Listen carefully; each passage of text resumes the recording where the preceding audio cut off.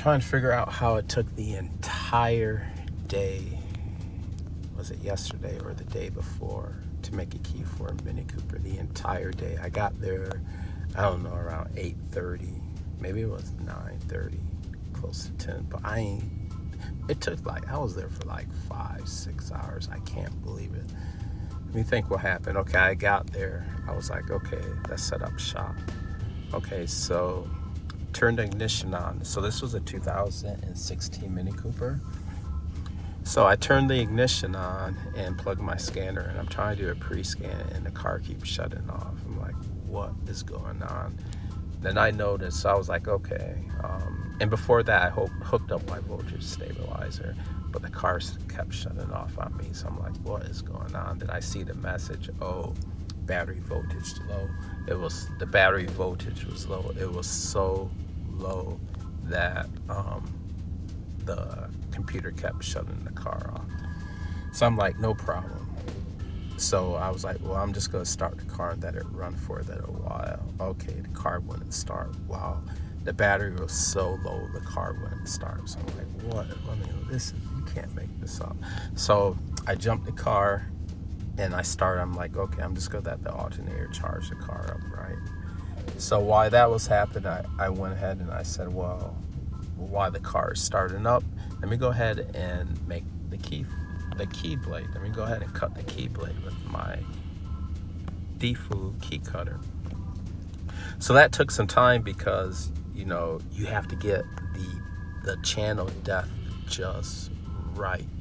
Otherwise, the key's not going to get inserted all the way into the cylinder. Cutting the channel is no problem.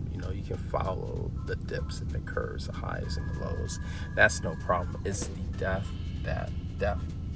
D-E-P-T-H. It's the depth of the channel. That's the most important part. So eventually I got a key cut, and that was okay. So I don't know, I guess an hour's passed by now. So I'm like, okay, I turn the car off, I hook up the voltage stabilizer, and now I'm checking to see, hey, is this car going to turn off or not? No, fine. The battery voltage finally got to where it needed to be. I think the alternator was looking for a target of 12.7 volts. I think we reached 12.5.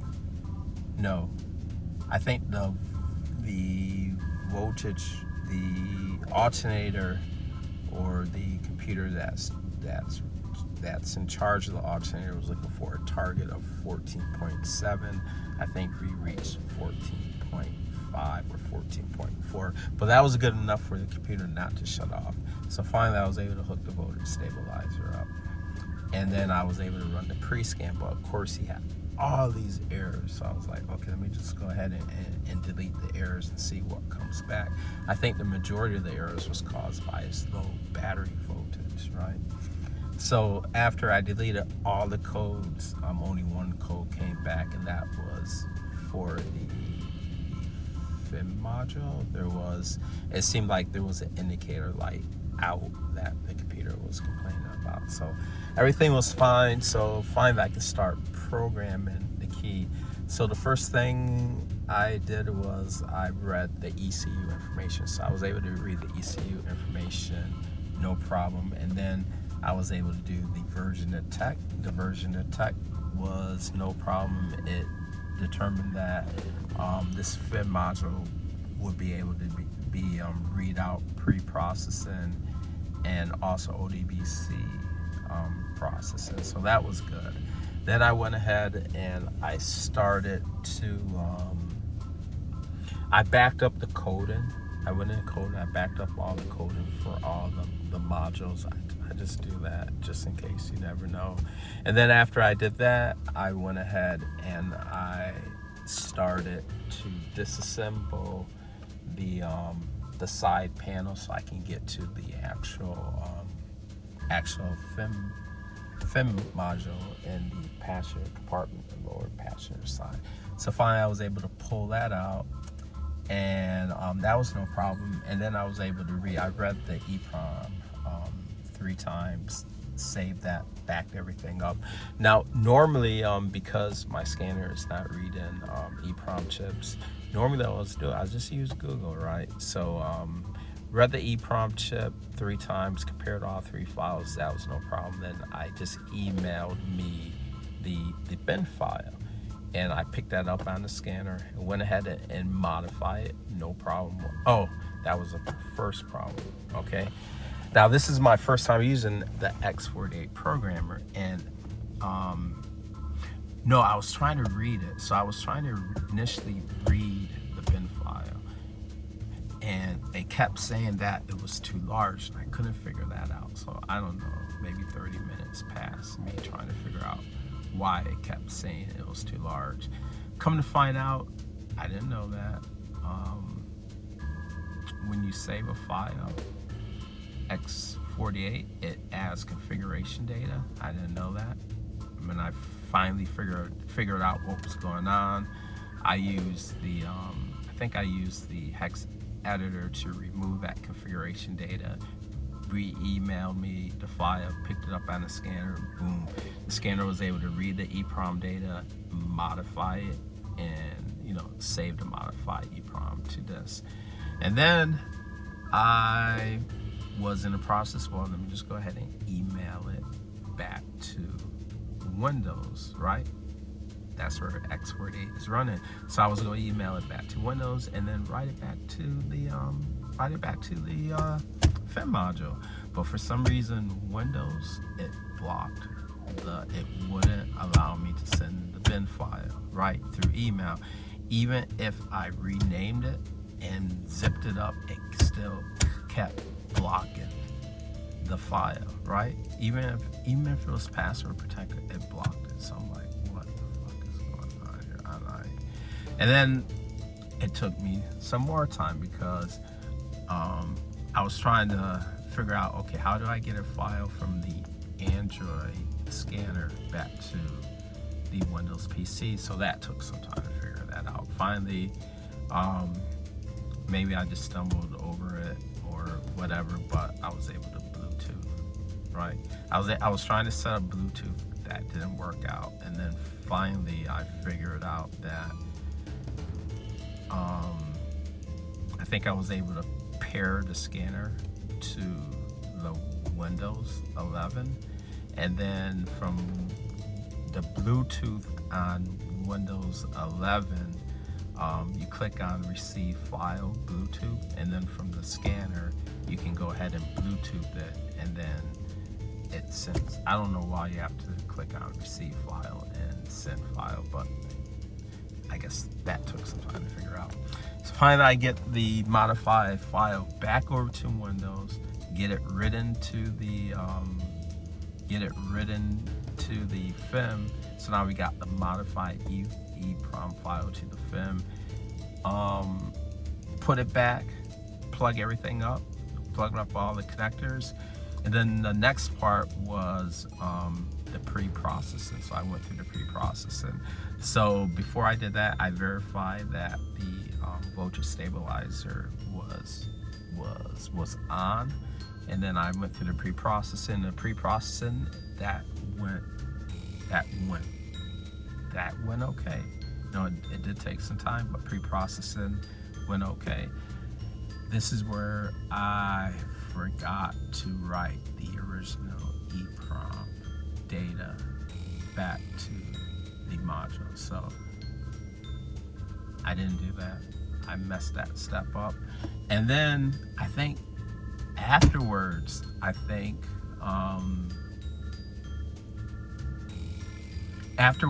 I did the pre-processing, guys, and I'm sorry, before that, let me go back. I did the read the EEPROM, I did the version verification, and I did the backup codes. I forgot to mention that. So after I read everything back, guys, right?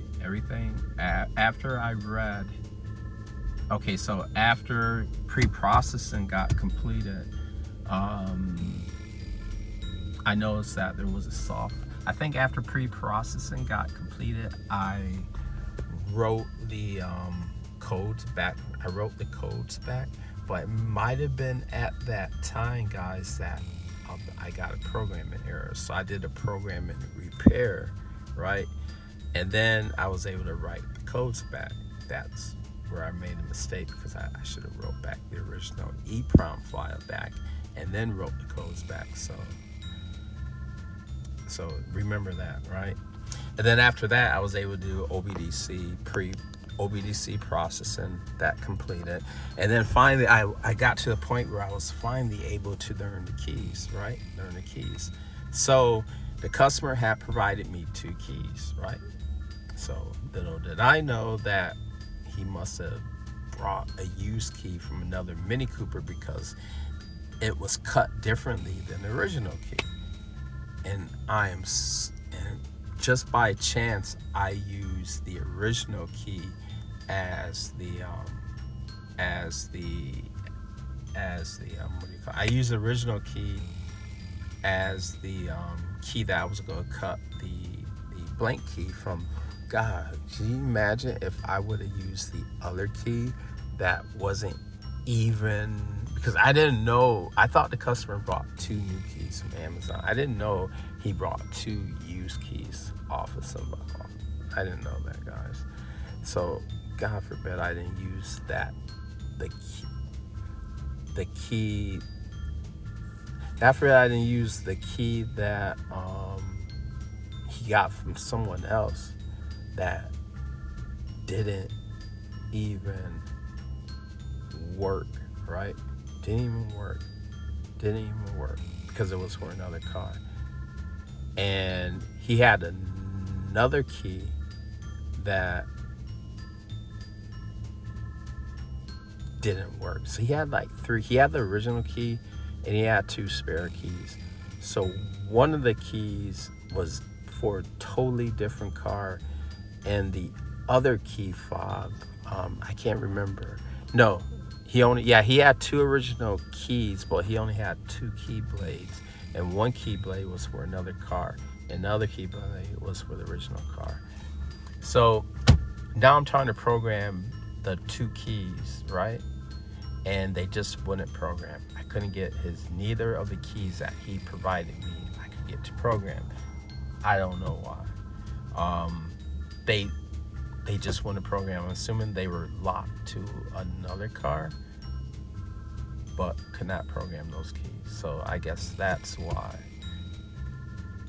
That's probably why. I don't know. But next time I know, I got that customer. I was just under the assumption that he brought his keys from Amazon. I didn't know he brought used keys. Guys, don't buy used keys. So anyways, luckily I brought my key. Luckily I brought my key with me, right?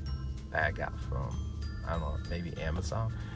And I was able to program that key, right? So I was able to program that key, but remember, right, because I didn't write the original EEPROM file back, so the key that I programmed initially would only work at the ignition coil, right? Because I didn't write the original EEPROM file back, and it was going to take some cycles for that key to finally get authorized to do wireless, right? So during this time, and then the customer spoke Chinese, right? So that was a little language barrier. So it was hard for me to explain that it would take time for the key to work, right? What he kept saying was, oh, the key doesn't work, the key doesn't work, the key doesn't work. And I couldn't explain to him due to the language barrier that, well, my screw up, right?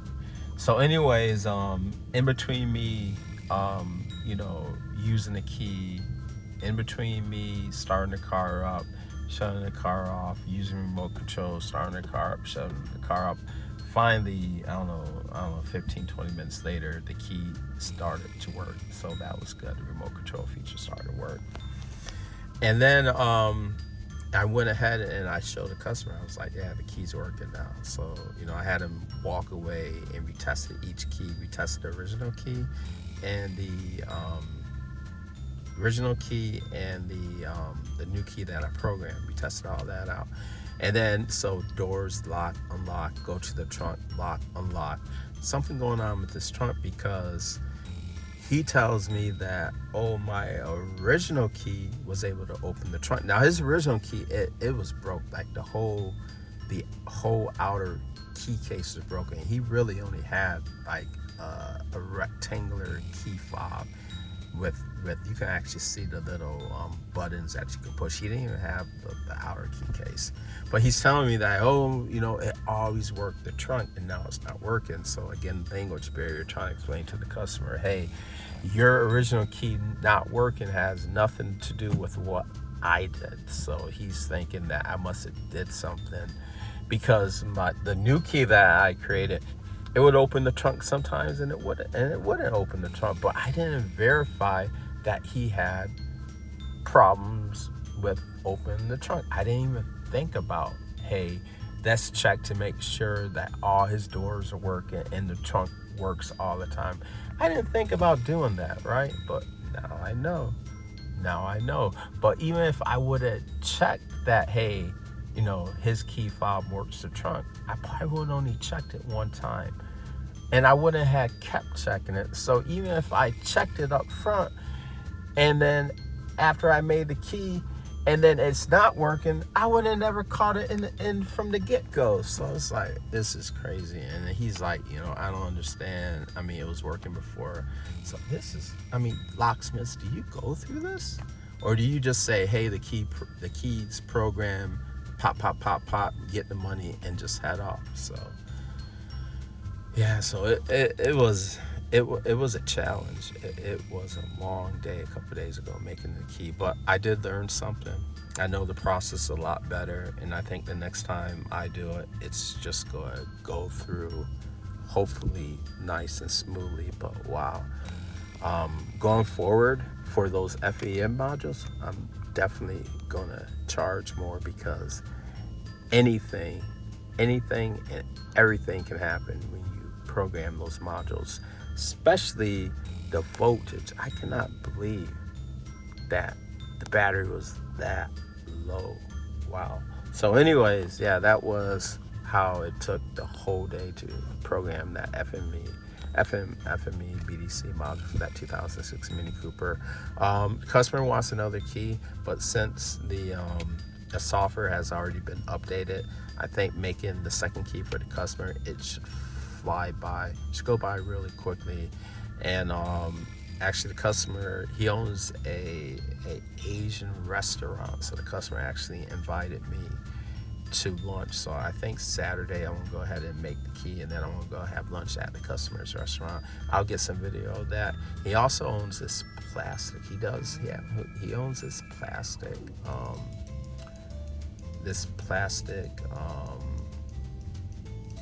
I think he makes plastics. I don't have his card here, but he owns this plastic shop that he makes cars in the Clearwater. I'm not sure what plastic, what type of things he's making in there, but he also owns that. But yeah, I'll get some more video of his restaurant, guys. But yeah, that was a long process. Whew.